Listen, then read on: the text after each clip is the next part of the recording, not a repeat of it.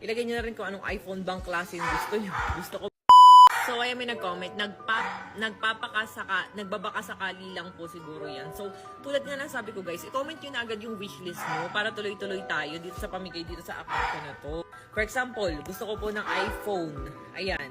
Ilagay nyo na rin kung anong iPhone bang klase yung gusto nyo. Gusto ko po ng Realme phone, ganyan. Gusto ko po ng pangkabuhayan, gusto ko po ng sari-sari store, gusto ko po ng motor, e-bike, ganyan. Ilagay nyo na kung ano mismo yung wishlist nyo.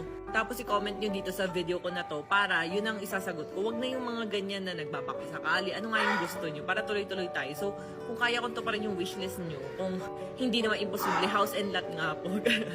Ayan. So, ang ginamit ko nga pala sa lips ko guys is Rose Marcola tint. Ito yung ating bagong packaging. Ang ganda guys. Tamo.